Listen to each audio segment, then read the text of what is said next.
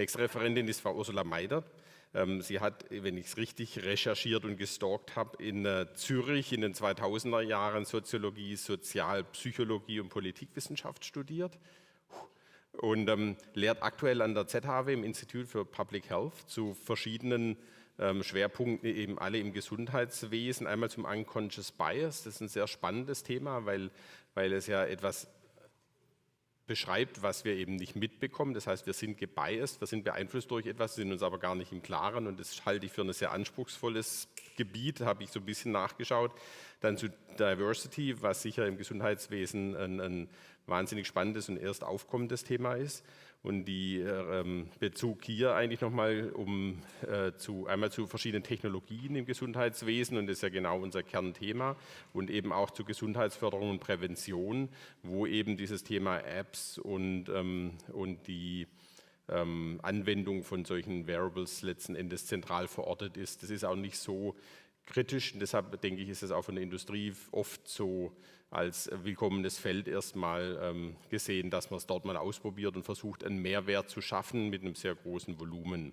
Ich bin sehr gespannt, als wir uns unterhalten haben, habe ich gesagt, kennen Sie denn diese Unterschiede bei Anwendern? Wie verhalten die sich? Wie kann man die differenzieren? Warum funktioniert was bei den einen hervorragend, bei den anderen überhaupt nicht? Und ich bin wahnsinnig gespannt. Ich habe mir Ihren Vortrag noch nicht angeguckt, aber ich freue mich schon, weil der Titel ist schon aussagekräftig: Self-Tracking, Exploring User Attitudes and Practices. Ganz herzlich willkommen auf der Bühne. Vielen Dank.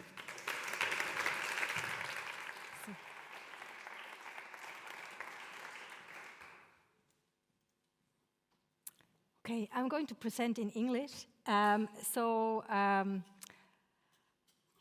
you for the introduction, and I'm really excited to be here. And I start with the definition.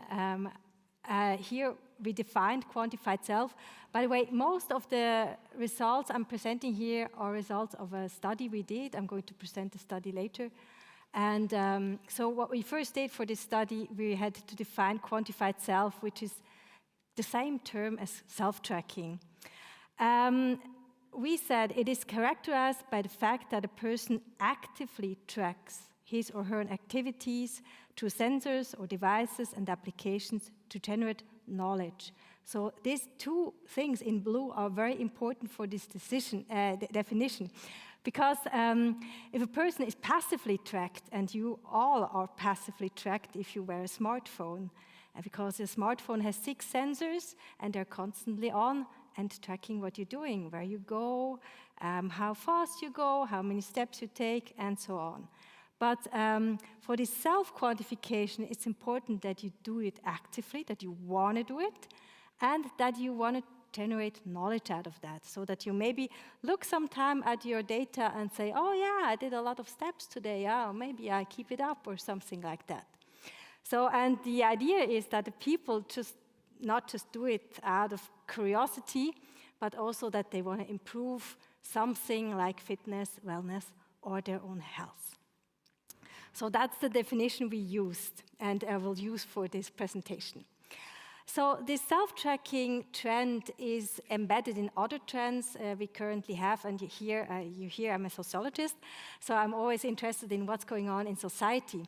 So we have this mega trend, which is health, and this is not just since Corona, but many, many years before. We speak of a mega trend when a trend is encompasses more than 1 decade and also comprises several areas of our life. Not just health, but also economy, work, leisure, consumption, values, and so on. And the other trends, they're not megatrends yet, maybe they will be. We have digitization and quantification, that we have the possibility to generate easily, cheaply a lot of data and also use them. We have self-optimization and human enhancement. We already heard some of it, human enhancement before. And the self-optimization it's a trend we see that people, ordinary people, are willing to take substances, for example, to enhance their, not just like study performance when they have a test, but also like daily life, daily work life. That goes that far that in Germany they found work sites where the whole company uses cocaine to perform better. So this self-optimization goes really far, and it's mostly not just I want to feel better, but I want to perform better. And this individualization and personal responsibility also goes hand in hand, that we say that people are responsible for their own life and for every decision they take, because they have so many possibilities these days, that every decision is always a decision for something and maybe against other things, and you always have to be responsible to yourself why you chose this way and not the other, or you took this possibility and not the other, and that goes kind of hand in hand. And then we have personalized medicine. I don't think I need to explain that one. Also, it is based on personalized data, which is very important. And the entrepreneurial self, that's a more difficult one. It's a sociological idea that we in our society today have the feeling that we are like a little company where we measure our success with the success we have in our profession, in our career. And that if we're seeing a lot of things about ourselves as a project. And that if we are successful, it's kind of measured like a market success. So we use market or economic values to have a picture of ourselves. So these are kind of the things that are going with this trend and make also the trend more enhanced. What we saw in our study is that this self-quantification is not new. The first pedometer is like a little, looked like a watch, and that could already count the steps you took in 1790 and was actually invented by a Swiss watchmaker. So what we say is that this is not new, but it has a new quality to it. And the quality comes because it's very easy to generate data. It comes just with a smartphone, as I said, or other small devices, and it's cheap. They start at maybe 20 francs or something. And it's never been easier to track yourself. So this is this new quality that comes into play because technology is there and we can use it and it's easy to use. And with this, authors say we have a new configuration of the body. People don't think of themselves as my body, but the body becomes a scientific object with all these things we hear just before, like you have all this data and you kind of measure and you think, oh wow, am I doing good or not or whatever. So your body's becoming your scientific project maybe. And what we also see that goes in hand with that is that the body is not seen any longer as like a biological fate in the sense of my mother had big hips, I have big hips, it's just my genes.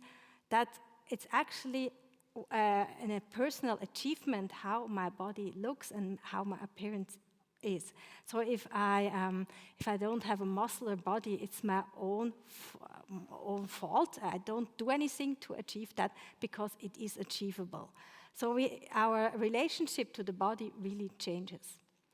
And one I left out, and this is like there are tendency of imposed self-tracking. This is also a important difference we make.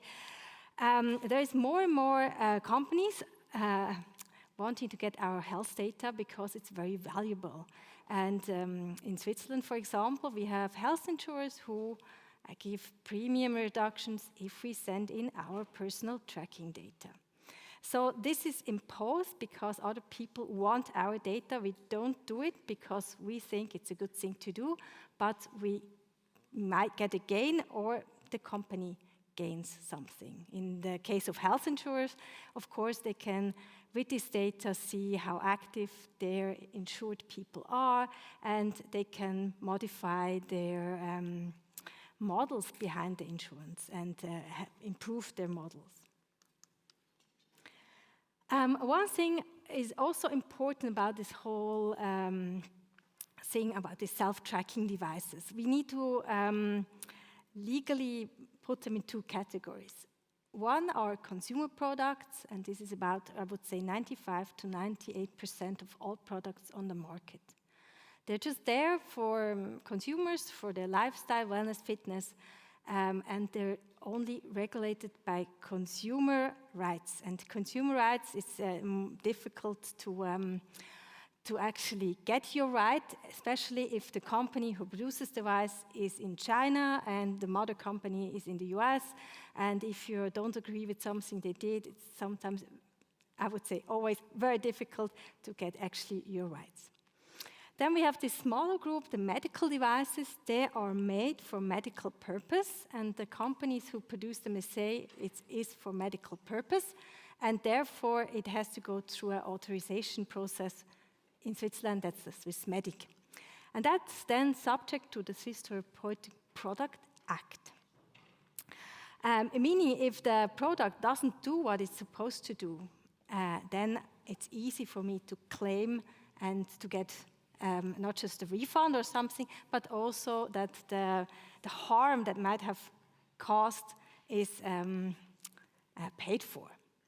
So this is a very important distinction because we see that most products are consumer products, and that's the problem with most of the things, because they might say they're doing something, but they don't. And we have, like, for example, in the US, we had cases with apps that were for women for birth control, and they weren't that good. And yes, women got pregnant and tried to sue the companies.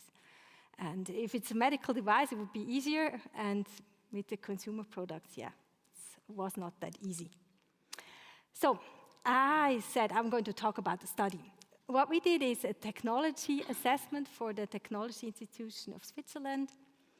And it is a very comprising study. What I show here is just one part. What we did is we did focus group and personalized interviews with healthy individuals, chronically ill people, and also health professionals. We recorded the data and transcribed it, and from this data, we used something called persona method. This method is used in product development usually. Basically, if you want to develop some good, you try to develop it to meet a person's needs, so that you make sure somebody really wants that product.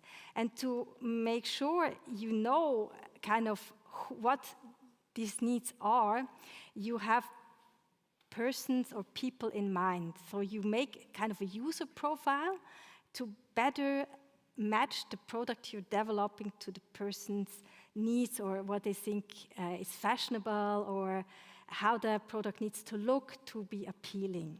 So this method we used, not to create a product, but to create this typology of users. So we made 9 user profiles. We have 6 user profiles from users, and I'm going to introduce them to you quickly. So we gave like everybody a label, everybody has a picture, so we have a picture in mind. And here we have like Anna the runner.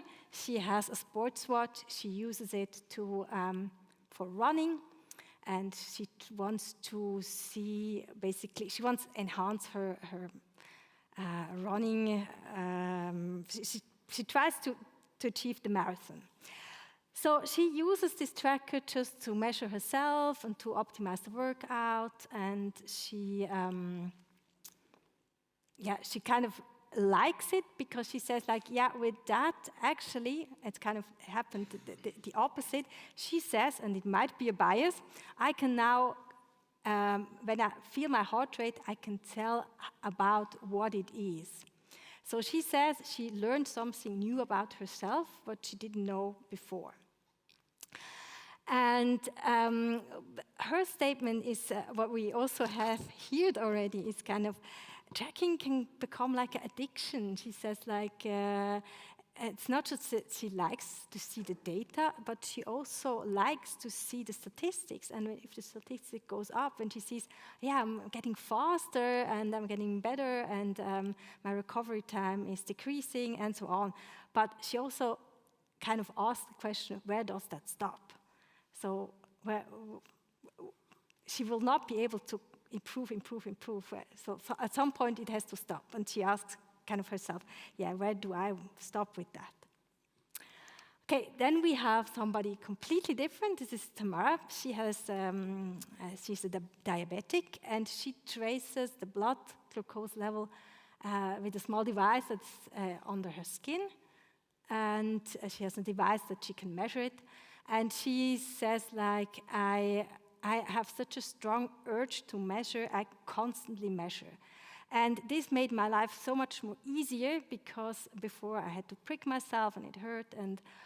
But because it's so easy, I do it constantly. And she's kind of obsessed with this data because it's so easy. And she says, like, my life is easier, but I'm kind of a prisoner of this data. So for her, a big concern, and not just for her, also from other users, we hear that she says, my health data is the most intimate data there is. And she's very conservative where she leaves a trace of her data. And because she fears that this data is not safe, that maybe a company will have a breach, a security breach, and that this data will maybe go into hands like her employer or something like that, and she feels that she might be stigmatized in the future because of that. Then we have Rolf. We called him the refuser because he very deliberately says, I don't track. I don't download apps that track anything of my health data, and he really, really purposefully does that. Because he says, like, he's against that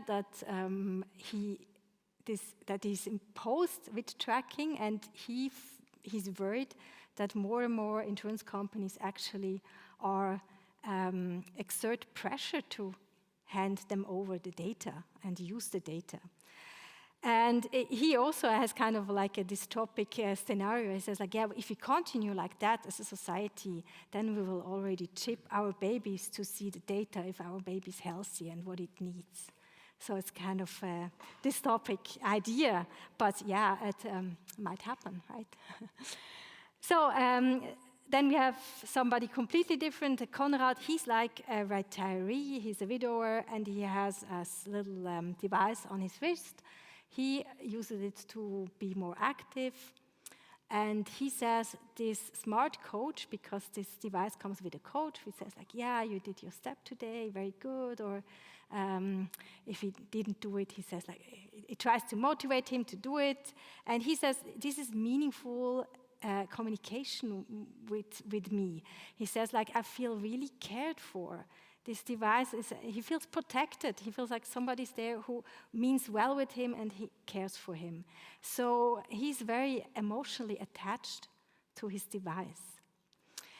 And he says, like, I would really love if in the future, if these devices get even smarter, not just measure one thing like the steps on this product, but also like blood pressure and things like that. So he's really keen on his tool. Completely different areas also, Toby. He's a computer scientist and he just likes gadgets. He just buys gadgets because of the fun of it. He has a lot of gadgets and he tries them, like some of them for a few weeks, some of them for a few months, and he tries them out and see what can they do, what kind of data do they bring, and what can I do with it, and maybe when he gets bored with it, he sells it on or throws it away. So he's just this kind of like technophile who likes technology, and he's very keen on trying it out. He says, like, yeah, I think it will become very difficult in the future to live an unhealthy life. Also meaning because companies like employers or health insurers will be asserting more pressure in that people in society have to actually show data or also lead healthy lifestyles to be employed or insured. So the last one, we have Claudia. We called her the frequent tracker because she's tracking a lot of things, and not just about herself, but also about her children. For example, calorie intake, weight, body mass index, of course, but also things like sleep and yeah, she loves statistics. With her, she says one really big advantage with measuring so many things is that when she goes to a health professional and discusses the issues, she's believed much more if she shows data. She's taken much more serious. So she usually collects the data to be able to interact better with her health professionals. And her statement is the big challenge with tracking is not the tracking itself, it's making sense of the data. And how that relates to her health. So I made here a little summary because it's quite a lot with those profiles. So we have seen that the relationship to the body can change. Oh yeah, I forgot to say with the diabetic, she said also that she lost a kind of the feeling of when her blood sugar is too low. So we see that the perception of the body can change to the positive. The people say, I see now how the signals relate to my data and I can perceive more, but also the opposite, who say, I lost the feeling for that. So we call that de-skilling. We see that there is knowledge gain, there's motivation, and also this, especially if there's progress, it's very motivating. If it's not progress, people say it's very disheartening. And we also see that not only the perception of ourselves and our bodies will change, but also the society's ideas and expectations. How to use the data and where it can be used and who is interested in getting this data. Data protection, therefore, is of major concern for most of the people, but especially for the chronically ill. And people also said, yeah, it has this kind of dependent notch of these devices because they remind you if you forget to measure or something, and also it kind of makes you addicted because every time you see some good data that you improved, you want to repeat that experience. And they say making sense of data is really difficult, and they feel left alone with their data. They have all this data and they say, like, yeah, but am I healthier now? I don't know. So next profiles are health professionals. I have just 3 profiles. They're quite simple. We have a hesitant physiotherapist. He says, like, I don't like patient data. I don't want them to bring their own data. I cannot use it because I don't trust it. I don't know how they gathered the data. The trackers are not reliable. I really want to measure them myself. And he also says he's overwhelmed with people coming in with their gadgets and asking for advice because he can't know them all. And he says I don't have time to do that. So, and his statement is currently the devices, they're focused on fitness and lifestyle, and they will only later on slowly be taken up in the healthcare sector. And that's what we kind of see right now. Then we have the optimic health promoter. She says it doesn't matter so much if these devices are accurate or not, as long as people go out and exercise more, it's doing a lot of good for our society. So she's very pragmatic. And one thing is, and yes, there a very good point, is it reaches hard to reach populations. we know that men in middle age usually are very difficult to reach for health promotion and prevention programs. And with this, that this health comes in technical form, it is reaches new population of people that maybe become a little more health, how should I say, health literate and also health interested maybe. So, and one also important thing that has been discussed a lot in our focus group is that in a lot of devices we have norm data, which means they were gathered somehow and you are compared to this data. And that data might be good, but in a lot of devices you have this 10,000 steps as a norm figure. And these 10,000 steps, it was just a number that somebody once came up with. It's actually a physician in Japan came up with that number, and it's been picked up and marketed. But it has no scientific evidence that 10,000 steps are good for you. It might be less. We now know from studies that women have to exercise less than men to have the same health benefit. So this data, which is the norm and that you are compared to, is often not the data which is really scientifically valid and good. This, in consequence, has, if it's just a figure and I just use it for myself, okay, no harm done. But if this data is used for a health insurer, then I have a problem. For example, when I'm born with a bad foot and I cannot do 10,000 steps a day, I'm disadvantaged.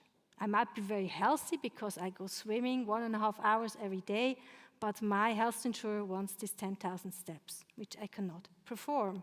So we see what this discrimination starts to, in kind of harmless little programs where the health insurers already have today. And this is a big topic, and I'm looking forward to discuss that later. Good, so the last one, we have a pragmatic nutritionist. She says, yeah, I look who is coming into my practice, and if I see I have somebody in front of me with an eating disorder that's compulsive, I won't give them such kind of devices because the people may become even more compulsive.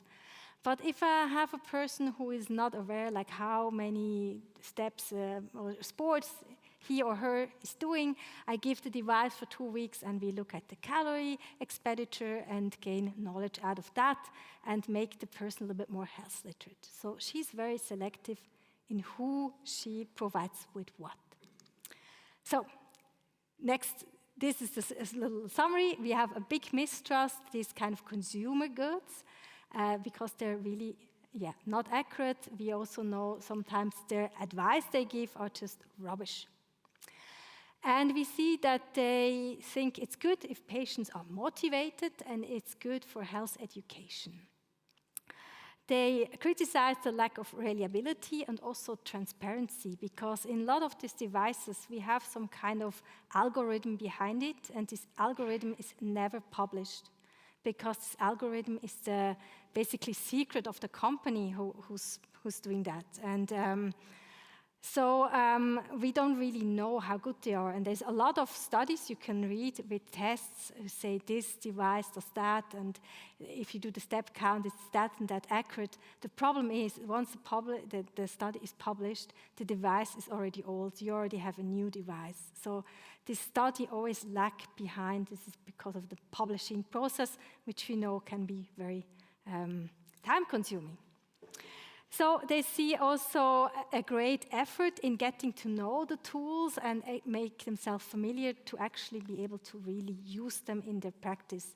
And they say, yeah, it's often work they're not paid for, and depending on life circumstances are not able to provide.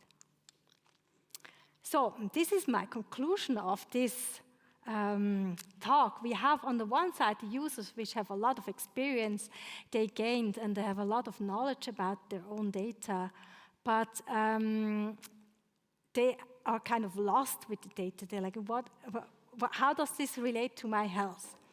And on the other hand, we have the healthcare providers who say, yeah, we have the knowledge, but actually keep away with your data. We don't want to use it, at this point at least.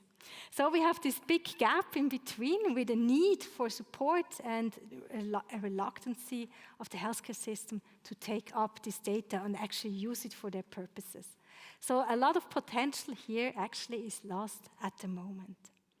We hope that once the electronic patient file is really coming and it's really easy to use, that this might actually change. But so far, it's still